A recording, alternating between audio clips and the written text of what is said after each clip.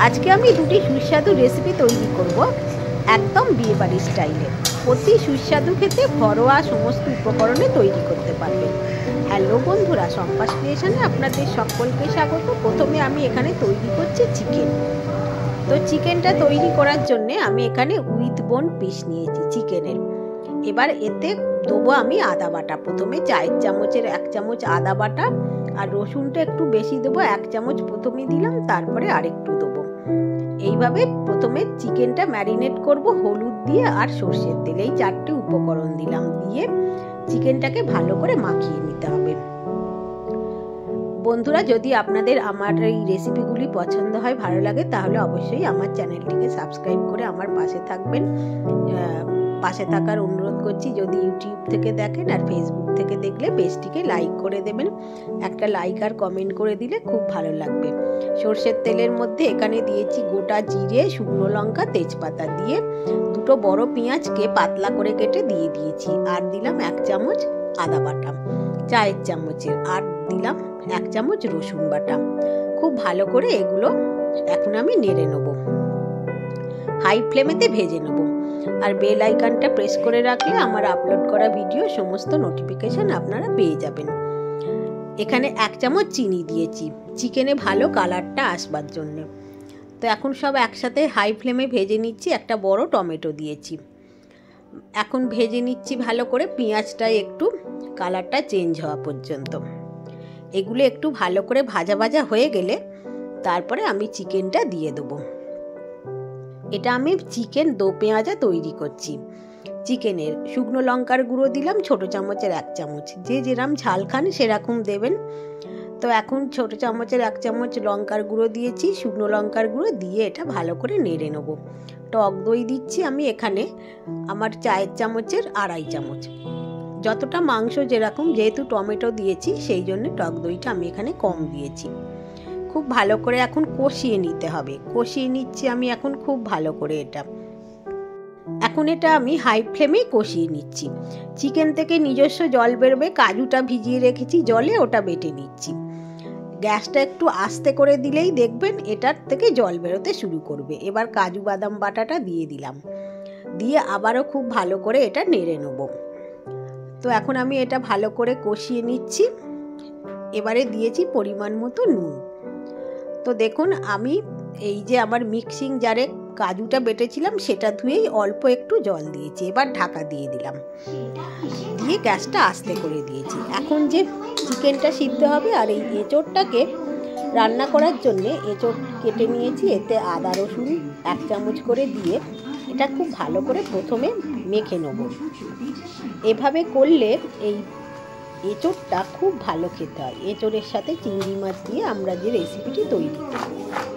এখন এভাবে আমি ভালো করে মাখিয়ে নিচ্ছি আদা রসুন বাটাটা এঁচোড়ের সাথে। এঁচোড়টা একটু সিদ্ধ করব, একবারে খুব সিদ্ধ নয়, অল্প একটু সিদ্ধ করে নেব। এতে কিন্তু আমি খুব জল দেবো না, এটাতে মধ্যে যে জলটা আছে সেটাই দিয়ে দেব। গ্যাসটা আস্তে করে এটা হাফ সিদ্ধ করে নেব। গ্যাসটা কিন্তু জোর করবেন না, আমি খালি পাত্রটা ধুয়ে অল্প একটু জল দিলাম। এখন এঁচোড় সিদ্ধ হয়ে গিয়েছে, মাংসের ঢাকাটা খুলে মাংসটা একটু নেড়ে দেবো। এটা আমি গ্যাসটা আস্তে করে রেখেছি, অনেক জল বেরিয়েছে। তো আপনারা যদি আর বেশি গ্রেভি চান আর একটু জল দিতে পারেন, আমি কিন্তু আর দেবো না। এবারে এঁচোড়ের আলুগুলো প্রথমে ভেজে নিচ্ছি। একটু জিরে ফোড়ন দিয়েছি সর্ষের তেলের মধ্যে, দিয়ে আলুগুলো একটু প্রথমে লাল লাল করে একটু ভেজে নেব, তবে খেতে ভালো হবে। এখন 2টো বড় পেঁয়াজকে মিক্সিং জারেতে বেটে আমি এর মধ্যে দিয়ে দিলাম। খুব ভালো করে এখন ভেজে নেবো আলুর সাথে পেঁয়াজটা। এটা এখন হাই ফ্লেমেই ভাজছি। তো এরপরে এতে আদা রসুন বাটা আবারও দেবো। রসুন বাটা দিলাম প্রথমে, এটা একটু ভেজে নেব, তারপরে এতে দিয়ে দেবো আদা বাটা। খুব ভালো করে আবার সমস্ত একসাথে ভেজে নেব। টমেটো দিয়ে দিয়েছি। এখন খুব ভালো করে এটাকে কষিয়ে নেব, ভাজা ভাজা করে নেব, তবেই মশলার গন্ধটা যাবে। এবারে দিলাম চিংড়ি মাছ। এখানে আমি বাগদা চিংড়ি দিয়েছি, এগুলো নুন হলুদ মাখিয়ে রেখেছিলাম, এটা আলুর সাথে দিয়ে দিলাম। এবার ভালো করে ভেজে নেব।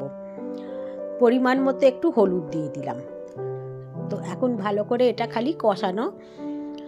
হলুদ দেওয়ার পরে আবারও এটা ভালো করে একটু নেড়ে নেব। এখন হলুদ দেওয়া হয়ে গিয়েছে।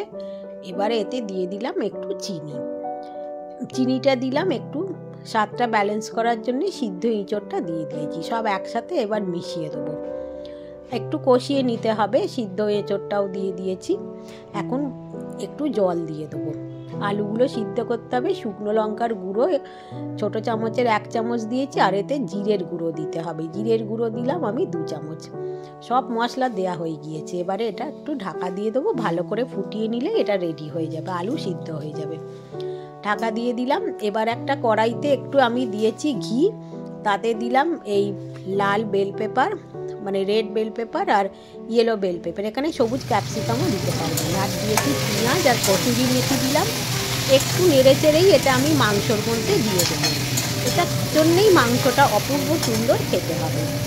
এইটা একটু নেড়ে চেড়ে দিয়ে দেবো। নুন দিয়ে দিয়েছি ওতে, ব্যাস মাংস এগুলো সব মিশিয়ে দিয়েছি। দিয়ে একটু নেড়ে চেড়ে ফুটিয়ে নেবো। গরম মশলার গুঁড়ো দিলাম। মাংস এখন রেডি। এইটাকে এবার নামিয়ে আমি রেখে দেবো। কড়াইয়ের মধ্যে আরেকটু ঘিয়ের মধ্যে দিয়েছি কসুরি মেথি, এটা একটু ভেজে নেব। এইটা দেবো আমি এঁচোড়ের তরকারিতে। এইভাবে ঘিয়ের মধ্যে কসুরি মেথি দিয়ে এটা একটু এঁচোড়ে দিলে এটা দারুণ খেতে হয়। মাংসতেও দিলাম আর এঁচোড়েও দিলাম।